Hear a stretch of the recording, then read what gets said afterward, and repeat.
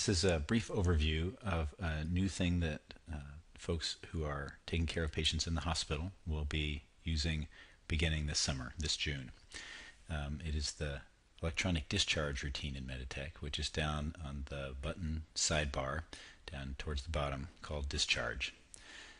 I'm going to show you some of the functionality in here and also explain some of the expectations, requirements of physicians in this process.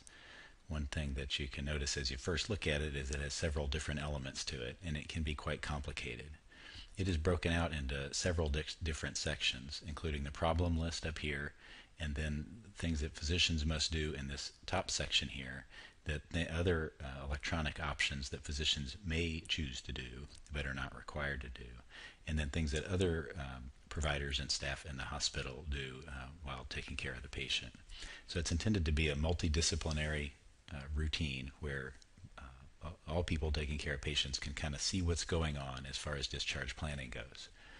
One thing I want to point out is, again, the requirements of physicians and providers in the hospital. Those are to enter at least one pertinent problem into the problem list. Another is to use the electronic discharge orders in order to place your official discharge order, but other things that you want to happen for and to the patient prior to discharge, such as scheduling appointments, giving specific instructions about wound care, diet, that type of thing. And then thirdly, identifying the patient's discharge medications. And we'll very briefly touch on some of these other components down here. But again, those are the three requirements: at least one pertinent problem into the problem list, use the electronic discharge orders, and reconcile medications on discharge. So let's go into those things very briefly one by one.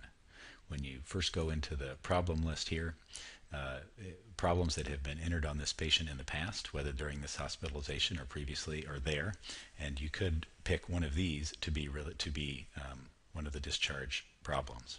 However, let's say that you wanted to add a problem. Come down in the bottom left corner there, and then let's say this was diverticulitis was the problem that you wanted to indicate here. Diverticulitis. One thing you'll notice here is that there are a whole lot of different choices for diverticulitis, all the way from bland generic diverticulitis to things with a lot of detail. One of the things that this problem list lookup assists with to some extent is ICD-10 conversion. And of course that's been delayed to 2015, but this can sort of guide you along to picking some of the very specific particular items that have to do with conversion to ICD-10. There are a bunch of other features to the problem list I won't get into here, but let's click Current Visit and save that. And then you see that that problem that you added as a current visit problem is highlighted here in blue. And this is a problem that will travel electronically out of the Meditech system out into the health information exchange world that is evolving this year and next and for years to come. The next item has to do with placing your discharge or discharge planning orders. When you click on that, it goes into the CPOE system. This should look familiar because of the format. And then there's this official discharge order, as well as some other specialty-driven items, as well as discharge planning. So discharge planning is stuff that I would like for people to be working on in anticipation of the patient's discharge, not at the last minute, but ahead of time. There'll be more about this later. But the official discharge order here will include some other elements as well, but the basics of it include typing in a reason for the patient's visit, which is unfortunately different from the problem, but this is patient-friendly language that will go directly to the patient's discharge instructions. So the problem is for the health system, the reason for visit is for the patient. Typically diverticulitis is a term that patients can handle, but it probably wouldn't add those other elements that you saw in the problem list. This is an area where you can put in a contingency, such as do not discharge the patient until being seen by such a consultant or pharmacy or some other elements, but you can put contingencies in there. And then this is a health information requirement to indicate the disposition. So we'll put that in there. Let's go back to the discharge routine. Then let's go to discharge medications. This screen is similar to the paper version that we use now and is intended to cut out that necessary step of printing up a list, finding the printer, and checking off the medications manually, which then someone else has to transcribe back into the computer, which has resulted in other errors. So these are the patient's home medications at the top. I can just continue those by clicking on them.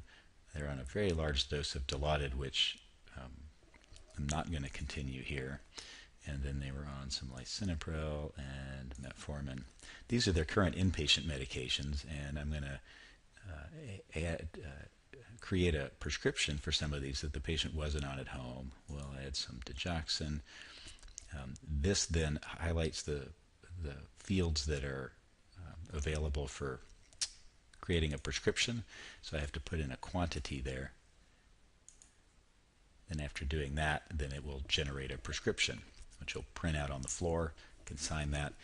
Don't have to also write it down on a prescription pad. Eventually this will become an e-prescribing function, but right now we're at the printing stage, one thing at a time. I'm also going to add in spironolactone, and again I have to put in the quantity there. And warfarin. Continue. Create a prescription for warfarin. I'm going to give them a few more of those.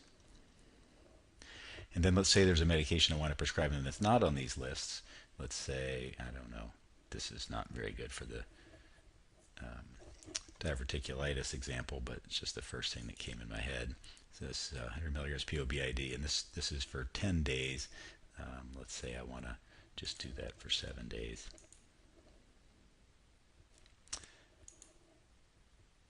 And this will generate a new prescription as well. Let's save all of that.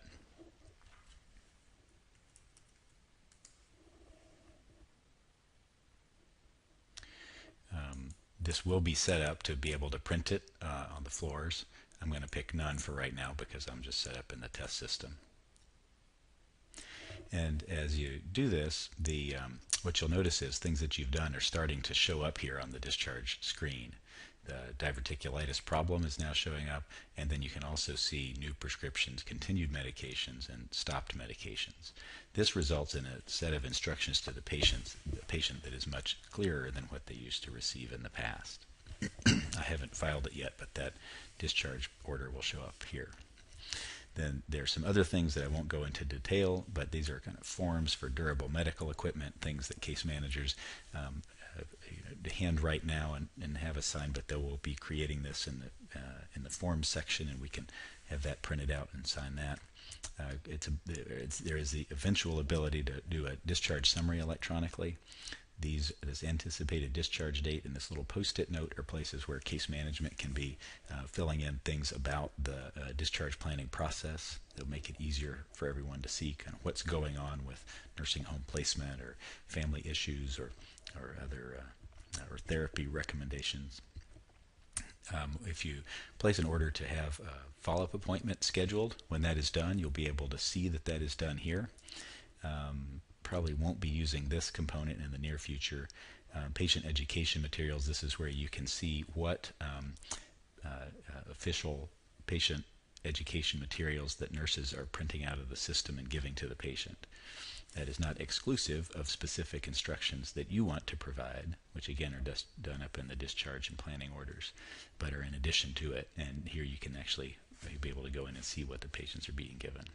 This last thing is some functionality that will be useful in the later electronic stages of health information exchange, but it's not particularly helpful right now. So that's a brief introduction to it. There'll be more to come. Thank you.